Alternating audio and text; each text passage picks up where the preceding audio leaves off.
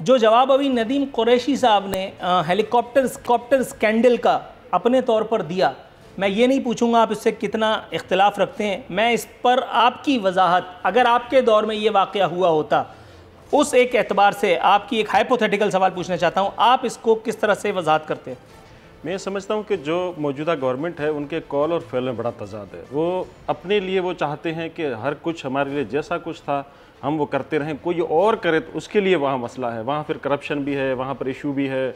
वहाँ पर देखो, यहाँ आप देखें सिंध में सारा दिन वो करप्शन की बात करते हैं, बाकी तीनों सूबे में कहीं आपको इवन इस कदर के खैबर पख्तूनख्वा में एक उन्होंने एहतसाब ब्यूरो बनाया था, वो 3-4 साल से बंद है, वो पूरा बंद कर दिया। और वो उस वक्त बंद किया जब उन्होंने कहा कि जी सीएम साहब भी कहीं ना कहीं बीच में इन्वॉल्व हैं करप्शन में, उन्होंने फौरी तौर बंद कर दिया। तो वो जो इनके पास चला जाता है वो पहले उसको वही जो जिसको इमरान खान कातिल कह रहे होते हैं वो नफीस बन जाते हैं, जिनको वो चपड़ासी रखने के तैयार नहीं होते वो होम मिनिस्टर बन जाते हैं। तो ये कॉल और फेल में बड़ा तजाद है, तो ये उसी का एक नज़ारा है। तो आप देख लें और इन्जॉय करें। मेरा ये ख्याल है कि इस तरह होना नहीं चाहिए, कोई भी करे, चाहे वो किसी भी पॉलिटिकल पार्टी से हो। मैं ये समझता हूँ कि जो अवाम की चीज़ें हैं, ये अवाम के टैक्स से जो गवर्नमेंट की चीज़ें बनती हैं वो सिर्फ़ और सिर्फ अवाम की खिदमत के लिए इस्तेमाल होनी चाहिए। किसी और जगह अगर कोई भी करता है तो ये गैर कानूनी और नहीं होना चाहिए, चाहे वो उसका ताल्लुक किसी भी पार्टी से हो। मैं समझता हूँ कि देखो, जो हुकूमत जो होती है ना, उसका काम होता है तमाम लोगों को साथ लेकर चलना। जिस तरह इस हुकूमत ने गैर आइनी तौर पर और गैर कानूनी तौर पर और गैर जमहूरी तौर पर जिस तरह मुल्क के जो अखलाकियात थी उसका जनाजा निकाला है, मुल्क के इदारों का जनाजा निकाला। कुछ दिन पहले मैं एज ए पाकिस्तानी मुझे शर्म आई कि हमारी एयरलाइन कहीं और से आ रही है जिसमें 32 लाख का खर्चा है और एक सवारी बैठी हुई है। तो ये जो जिस तरह उन्होंने इदारों को तबाह किया है, जिस तरह अब नेब पूरी दुनिया के सामने खुलकर सामने आ गई है। सुप्रीम कोर्ट ऑफ पाकिस्तान के चीफ जस्टिस ने कह दिया है कि भाई ये तो आप सिर्फ जो अपोजिशन को टारगेट के बनाने के लिए मिसयूज़ कर रहे हैं। तो ये इदारों को जिस तरह मिसयूज़ कर रहे हैं, गवर्नमेंट के इदारों को, और मैं ये समझता हूँ कि इससे पहले पाकिस्तान की तारीख में इस तरह की मिसालें नहीं मिलती सर। लेकिन कोई और मिसालें हैं जो सेट करके गए हैं नून लीग वाले, ज़रा उनसे भी निपट लेते हैं। राना एहसान साहब, सर नदीम कुरैशी साहब से आप कितना भी इख्तिलाफ करें, उनके उस जवाब से जिसका कोई तुक सर पैर नज़र नहीं आता, आप उस पर कितना भी इंजॉय करें, लेकिन इसमें भी कोई दो राय नहीं है कि उनके इब्तदाई जुमले में जितनी खराबियां और अयूब आपके दौर के बयान किए गए, आप एक से भी मुकर नहीं सकते। एक आध शख्सियात की सिक्योरिटी के लिए फ़ौज ज़फ़र मौज सिक्योरिटी वालों की आपको चाहिए होती थी। बाकायदा आवाम के पैसे से आपने बाकायदा वहाँ जंगला तामीर कराया अपने नवाज शरीफ साहब की राइशगाह के करीब, इससे भी आप मुकर नहीं सकते। सर आपने क्यों 6-6 कैंप ऑफिसेस बनाए थे कि जिसका खुमियाजा हमें इस तरह से भुगतना पड़ा कि आपके किए हुए उस कांड की भरपाई उस्मान बुज़दार साहब को हेलीकॉप्टर स्कैंडल के जरिए करनी पड़ी? देखें, आपने हेलीकॉप्टर का सवाल किया है तो मैं हेलीकॉप्टर की बात शुरू करता हूं। देखें, पंजाब के लेकिन कातिब तकदीर को यह मंजूर ना था कि आप इस बात पर रायज़नी कर पाते, इसलिए आपका लिंक फ्रीज हो गया।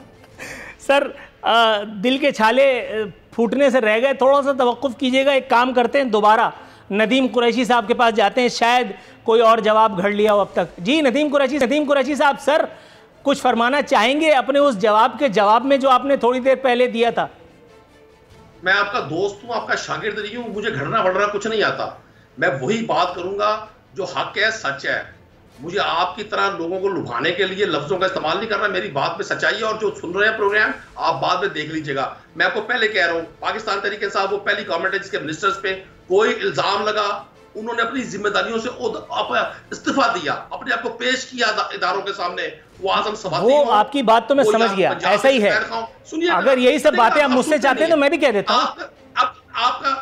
आपका एक, मुझे भी बहुत सारे मसले हैं फिजिकली, आपका ये बड़ा प्रॉब्लम है, आप सुनते नहीं है। आप उस बच्चे की तरह जो अपनी बारी लेकर ग्राउंड में फिर आ जाते हैं खेल के आउट होने के बाद कि जी मैं फिर खेलूंगा।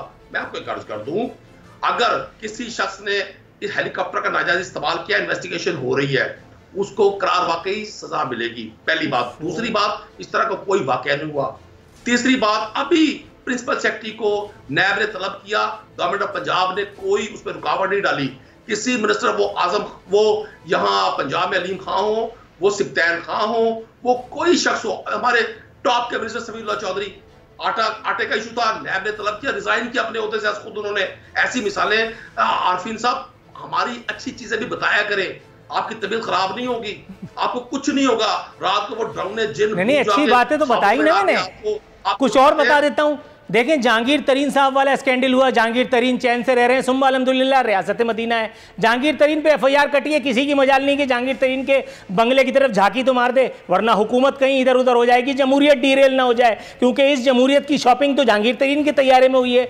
इससे ज़्यादा अच्छी बात क्या होगी। खुसरू बख्तियार के भाई के साथ बड़े मामलात हैं, अली तरीन साहब बड़े मामलात हैं सर, बाबर साहब, नदीम बाबर साहब पेट्रोल बहरान, उसके बाद फिर जुल्फी बुखारी साहब दूसरी मरतबा, रावलपिंडी रिंग रोड स्कैंडल, बड़े मामलात हैं। और कितनी अच्छी बातें आपकी बताऊं, हर दफ़ा हर हफ्ते यही जिम्मेदारी मेरे नाजुक कांधों पे डाल देते हैं आप लोग। अब मैं क्या करूं, थोड़ा सा तवक्कुफ कीजिएगा। राना एहसान साहब से राब्ता बहाल हो गया है, मेरा ख्याल है वो भी कुछ बैटिंग करना चाहेंगे। जी राना एहसान साहब, सर सवाल आपसे पूछ चुका था, जवाब देने की जहमत उठा रखिए।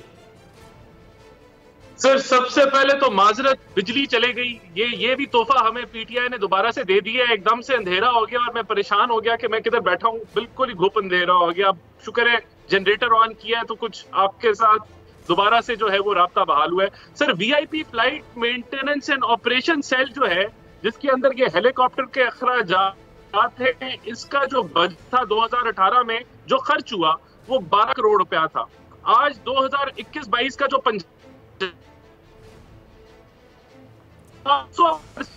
रकम मुख्तस की है वो 65 करोड़ रुपया है।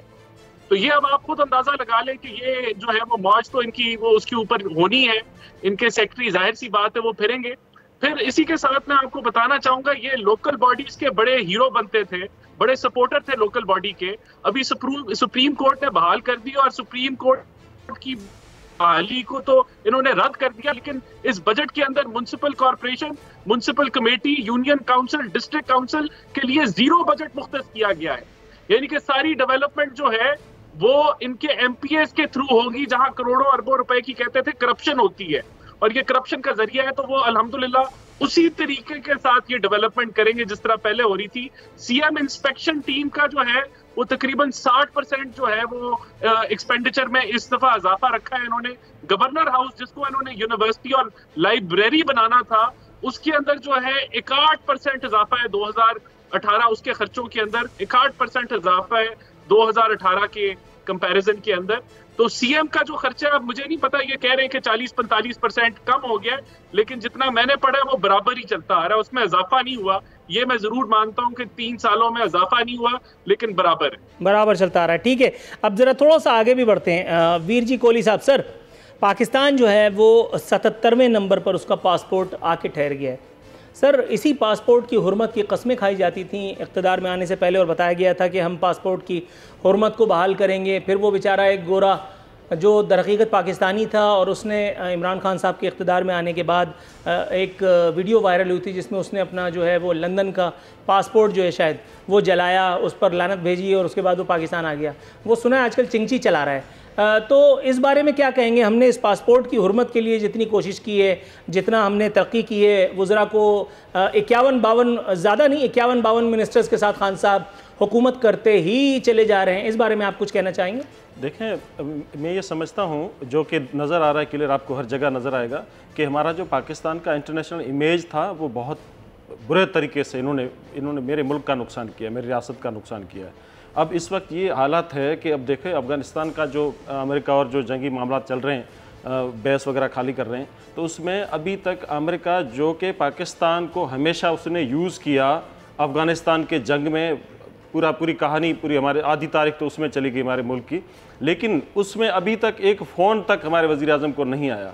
कल बिलावल साहब की स्टेटमेंट थी कि हमारे लिए शर्म की बात है कि एक जिस अमेरिका की जंग में हमने अपनी नस्लें ख़त्म कर दी, तबाह कर दिया पाकिस्तान को, वो आज एक फ़ोन करने के लिए हमारे इसलिए तैयार नहीं है कि हमारी जो फॉरेन पॉलिसी है वो उसमें हम फ्लॉप गए हैं बुरी तरह। अब हम सऊदी अरब जाते हैं तो बदले में पता है हमें क्या मिलता है, क्योंकि अब हम क्या यहाँ बेच क्या रहे हैं, हमारी पॉलिसी क्या, हमारी पॉलिसी ये है कि हम लंगर खाने पर काम चला रहे हैं। तो जब सऊदी अरब जाते हैं तो वो कहते हैं जी कुछ ज़कात के पैकेट पड़े हुए, आप ले जाएं, जाकर वहाँ लंगर खाने में दे दें, बदले में हमें ये लंगर खाना मिलता है।